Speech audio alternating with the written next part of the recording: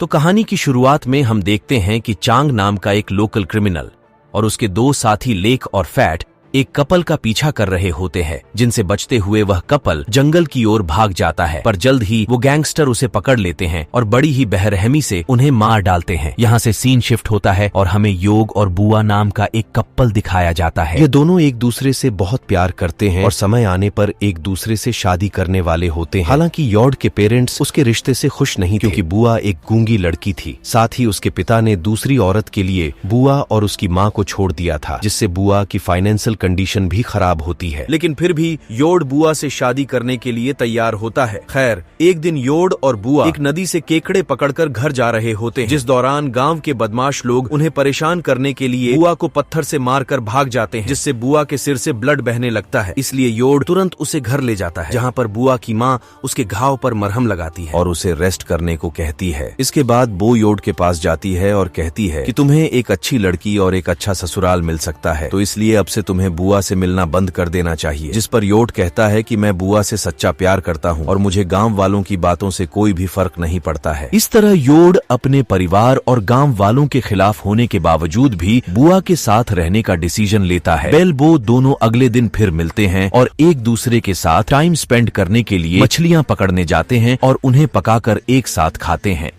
इसी गांव में चांग और उसके दो साथी भी रहते हैं, जिन्हें देखकर ऐसा लगता है कि उनके पास लोगों को तकलीफ पहुंचाने के अलावा कोई और काम नहीं है। इसके अलावा वह लोगों का सामान और उनके पैसे चुराकर अपना गुजारा करते थे। चांग की एक पत्नी भी है, जो अक्सर उसके बेबिहार के लिए उसे डांटती रहती है, लेकिन चांग उस पर ध्यान नहीं देता था। एक दिन योड और बुआ मछलियां पकड़कर घर जा रहे होते हैं। चांग और उसके दोनों साथी उसके सामने आ जाते हैं और उनसे मछली से भरी बाल्टी छीलने लगते हैं। यहाँ चंग बुआ को भी परेशान करता है, जिससे योड उसे बचाने की कोशिश करने लगता है, लेकिन वह सभी उसे पर आसानी से हावी हो जाते हैं। तभी चंग की पत्नी वहाँ पर आ जाती है, जो चंग और उनके साथियों से योड और बुआ को बचा लेती है। शाम को यॉर्ड जब अपने घर जाता है, तब उसके पिता हमेशा की तरह उसे बैंकॉक जाकर नौकरी करने को कहते हैं। असल में उनका मानना था कि उसको पैसे कमाने के लिए योर्ड का बैंकॉक जाना बहुत जरूरी है, लेकिन योर्ड का कहना था कि शहर में रहने के बजाय वो गांव की शांति में रहना पसंद करता है। अगली सुबह हम एक बोने चोर को देखते हैं, जो एक दुकान से केले चुराकर भाग जाता है। इस दौरान बुआ भी केले लेकर उसी दुकान के पास से गुजर रही होती है, जिससे दुकानदार चोर समझकर बुआ को बुरा भला कहने लगती है।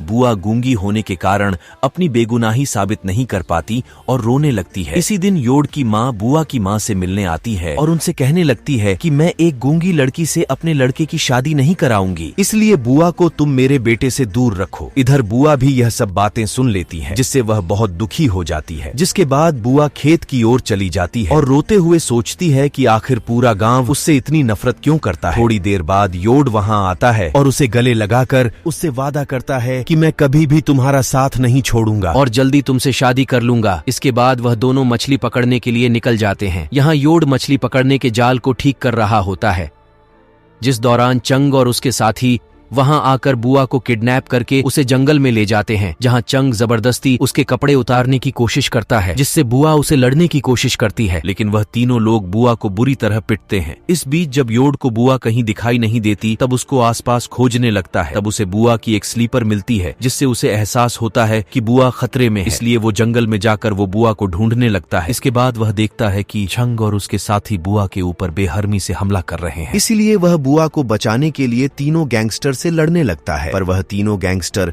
आसानी से ही योड के ऊपर काबू कर लेते हैं और उसे मार मार कर घायल कर देते हैं। इसके बाद चंग बुआ के साथ जबरदस्ती करता है।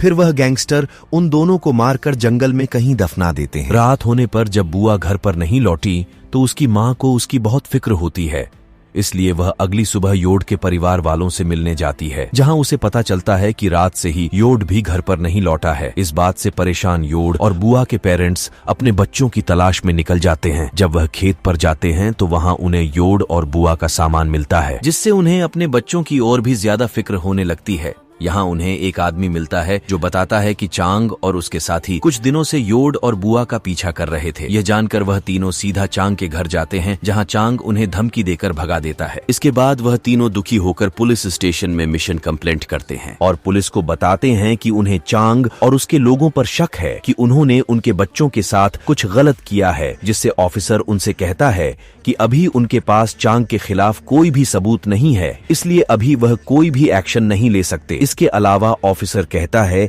कि शायद दोनों बच्चे अपनी नई जिंदगी शुरू करने के लिए शहर भाग गए होंगे। इसके बाद हम चंग के एक साथी लेक को देखते हैं जो जंगल में अकेला घूम रहा होता है। असल में उसे अपने किए गए क्राइम का बहुत गिल्ड था। वह अपने गिल्ड से भाग नहीं पा रहा था। कुछ ही देर बाद चंग और फैट उसके पास आते हैं और उससे पूछते हैं, क्या तुम ठीक हो? जिस पर लेक कहता है कि मैं कुछ दिनों से बहुत बुरा महसूस कर रहा हूँ और अपने आप को बदलना चाहता हूँ। इसके अलावा बो चांग और फेट को भी बुरे काम छोड़ने का सुझाव देता है। यह सुनकर चांग को लेक पर गुस्सा आ जाता है और वह अपनी गन निकालकर लेक पर तान देता है। यहाँ चंग लेक से धमकी देते हुए कहता है कि अगर पुलिस को हमारे करतूतों के बारे में पता चला तो मैं तुम्हें जान से मार दूंगा। अब तीनों शिकार करने के लिए जंगल के अंदर चले जाते हैं। जब वह जंगल में जानवरों को ढूंढने की कोशिश कर रहे होते हैं, तब अचानक से उन्हें बुआ की आत्मा दिखाई देती है, जिससे वह सभी बुरी तरह डर जाते हैं और जंगल से भागने के लिए मजबूर हो जाते हैं। वेल रात को वो तीनों गैंगस्टर कुछ लड़कियों के साथ ड्रिंक करते हुए एंजॉय कर रहे होते हैं, जिस दौरान लेक बाथरूम का कहकर बाहर आ जाता है।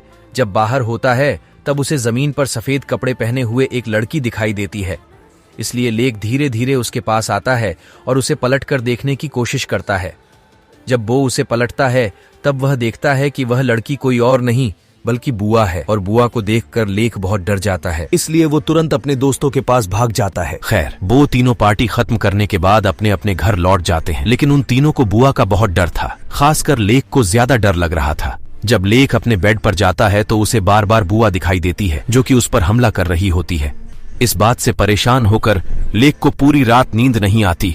अगली सुबह लेक फेट से मिलता है और उससे बात करते हुए उसे अपने कल रात के डरावने इंसिडेंट के बारे में बताता है, जिससे फेट हैरान हो जाता है और बताता है कि मुझे भी इस तरह के डरावने इंसिडेंट आते हैं। यहाँ लेक फेट को गांव छोड़कर शहर में नौकरी ढूंढने को कहता है ताकि वो इस मुसीबत से दूर जा सके। इसके अलावा लेक कहता है कि अगर गांव वालों को हमारे बुरे कामों के बारे में पता चला तो वो हमें बर्बाद कर देंगे। इसके बाद फेट कहता है कि हमारे जैसे लोगों को नौकरी मिलना बहुत मुश्किल है, इसलिए हमें गांव में ही रहना होगा। तब वो तीनों जंगल में शिकार करने के लिए जाते हैं, जिस दौरान लेक के सामने बुआ आ जाती है और उसका पीछा करने लगती है, जिसे देखकर लेक डर जाता है और उससे अपनी जान बचाकर भागने लगता है। भागते समय अचानक उसके सिर पर लकड़ी से कोई हमला कर देता है, इसलिए वह फ्रेश होने के लिए बाथरूम में जाता है, जहां उसे योड की आत्मा दिखाई देती है, जिससे फेट और भी ज्यादा डर जाता है। अगली सुबह फेट मरने के डर से परेशान होकर मंदिर में जाता है, जहां वह अपनी जान बचाने के लिए भगवान से प्रार्थना करता है। इसके बाद बो चांग से मिलने जाता है, बताता है कि मैं गांव वालों के सामने अपने गुनाहों को कबूल करने वाला हूं। इस बात पर चांग को बहुत गुस्सा आता है और वह फेट के चेहरे पर मुक्का मारकर उसे चुप रहने को कहता है, लेकिन फैट अब और चुप रहना नहीं चाहता है, इसलिए वह गांव वालों को सब कुछ बता देगा।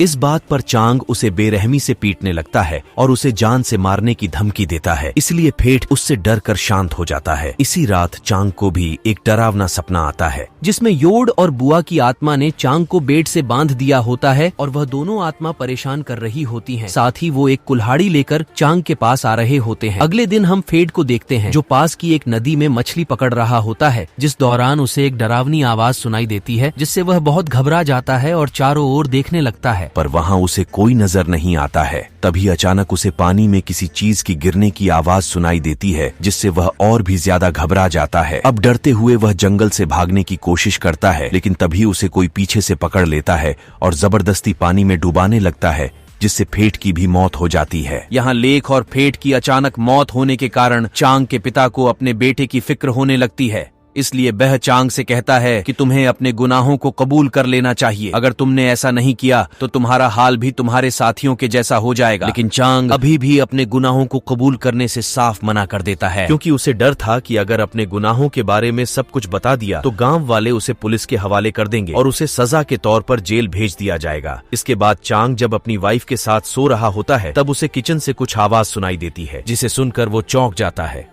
और अपनी वाइफ को जगाकर कहता है, क्या तुमने अभी किचन से कोई आवाज सुनी थी? यहाँ वाइफ उसे जवाब देने के बजाय और बुरी तरह से डांटती है क्योंकि चांग ने उसकी नींद खराब कर दी थी।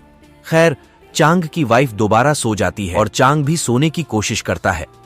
तभी एक बार चंग को फिर से भी आवाजें सुनाई देती है जिससे चांग बुरी तरह डरने लगता है। इसलिए वह तुरंत उठता है और लाइट ऑन करने के लिए जाता है, जहां उसे पता चलता है कि उसके घर की ट्यूबलाइट खराब हो गई है। अब चंग को अंधेरे से डर लग रहा था, इसलिए वह मोमबत्ती जलाने का सोचता है और जब वह मोमबत्ती जलाता है तब मोमबत्ती अपने आप ही बुझ जाती है। इसके बाद चंग दोबारा उस मोमबत्ती को जलाता है और जैसे ही पीछे मुड़ता है उसके सामने बुआ की आत्मा आ जाती है, जिससे चंग बुरी तरह डर जाता है। पर वह किसी तरह एक चाकू उठा लेता है और बुआ के ऊपर बार बार अटैक करने लगता है, जिस दौरान उसे ऐसा एहसास होता है कि उसने चाकू से बुआ पर नहीं बल्कि अपनी वाइफ पर हमला किया था। इस हमले से उसकी वाइफ की मौत भी हो गई है। यहाँ चंग को विश्वास नहीं हो रहा था कि उसने अपनी ही वाइफ को मार दिया है। इसके बाद चांग एक बच्चे की तरह रोने लगता है। तब उसके बाद उसके पीछे से एक इंसान आता है और उस पर हमला करके उसे बेहोश कर देता है।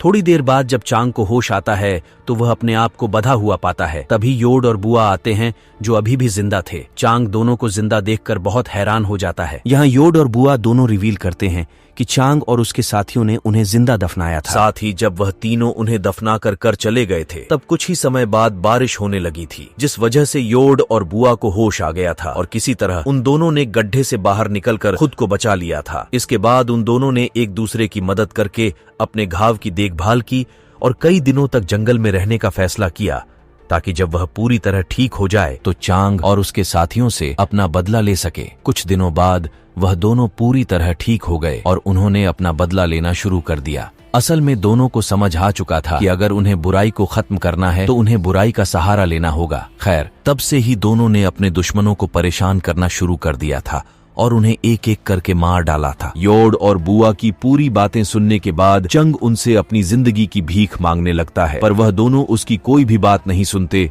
और उसे जान से मारकर अपना बदला ले लेते हैं। इसी के साथ ये मूवी यहीं पर समाप्त हो जाती है। दोस्तों, अगर वीडियो अच्छा लगा हो तो पेज को लाइक करें और चैनल को सब्सक्राइब करके जरूर जाना। बेल आइकन दबाना बिल्कुल भी ना भूले।